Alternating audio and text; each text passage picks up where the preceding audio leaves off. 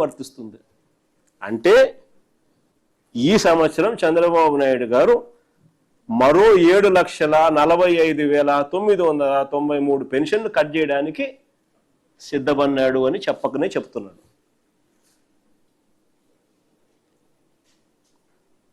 Budget document అండి ఇది.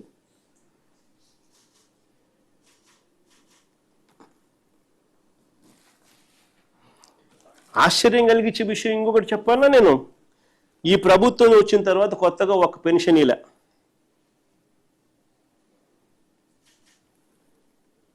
కొత్త వాటి కోసం కనీసం దరఖాస్తులు కూడా తీసుకోవడం లేదు. ప్రభుత్వం వద్ద ఇప్పటికే 2.5 లక్షల దరఖాస్తులు పెండింగ్. ప్రభుత్వం వద్ద ఇప్పటికే 2.5 లక్షల దరఖాస్తులు పెండింగ్. మా హయాంలో గతంలో ప్రతి 6 నెలలకు ఒకసారి, ప్రతి ఏటా జూన్లోను, ప్రతి ఏటా మరోసారి ప్రతి ఏటా డిసెంబర్లోను, ప్రతి 6 నెలలకు ఒకసారి అప్డేట్ చేసేవాళ్ళం. అప్లికేషన్స్ తీసుకొని వెరిఫై చేసి ఇమ్మీడియట్లీ శాంక్షన్ చేసేవాళ్ళం. ఎవ్రీ 6 months, ప్రతి 6 నెలలకు ఒకసారి. ఈరోజు పరిస్థితి రివర్స్. మా ప్రభుత్వంలో చంద్రబాబు నాయుడు గారు దిగిపోయే నాటికి 39 లక్షల పెన్షన్లు ఉంటే, మా ప్రభుత్వం దిగిపోయే నాటికి, ఎలక్షన్ వచ్చే నాటికి 66 లక్షల పెన్షన్లకు పెరిగాం.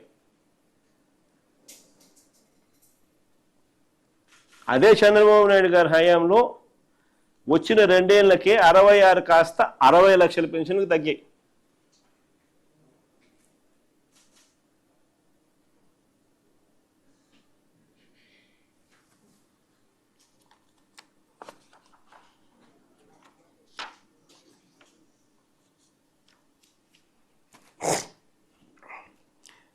మరో పథకం అరకొరగా అమలు చేస్తూ అన్ని రకాలుగా కూడా మోసపూరిత పథకంగా మార్చిన మరో పథకం తల్లికి వందనం అనేది. నిజంగా తల్లికి వంచనగా మార్చేసినాడు ఈ పథకాన్ని. బడికి వెళ్ళే ఒక్కో పిల్లాడికి ఏడాదికి 15,000 చొప్పున ఇస్తామన్నారు. ఎంతమంది పిల్లలుంటే అంతమందికి అన్నారు. ఒక్కో పిల్లాడికి 15,000, బడికి వెళ్ళే ఒక్కో పిల్లాడికి 15,000, ఏడాదికి 15,000 చొప్పున ఇస్తామన్నారు.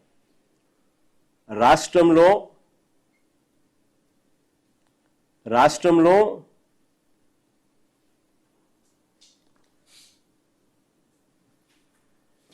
యూడిఐఎస్సి డేటా, యూడిస్ అంటే unified district information system for education, UDISE data మా ప్రభుత్వం చివరి నాటికి 23-24లో పిల్లలు ఎంతమంది ఉన్నారు అని అంటే 87 లక్షలకు 87,41,885 మంది పిల్లలు, బడికి పోయే పిల్లలు.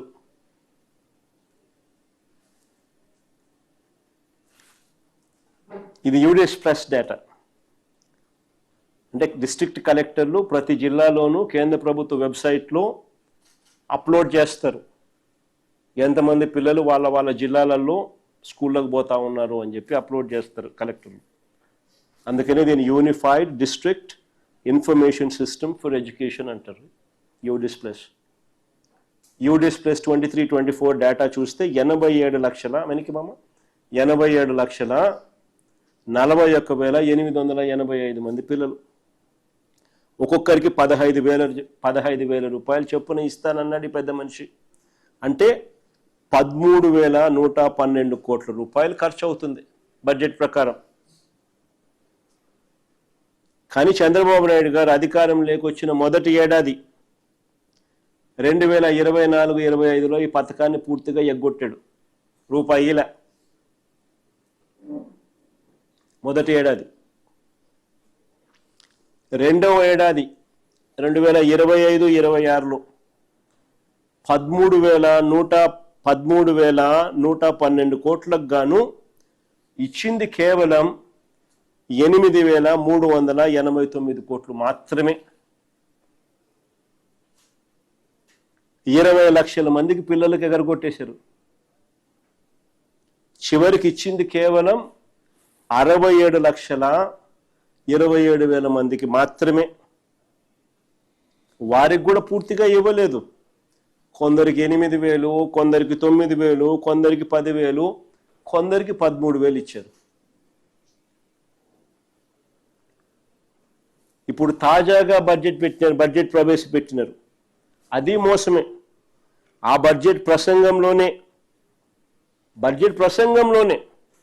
బడ్జెట్ ఇన్ బ్రీఫ్లో పథకానికి 9,668 కోట్లు ఖర్చు అంటూ చూపించారు.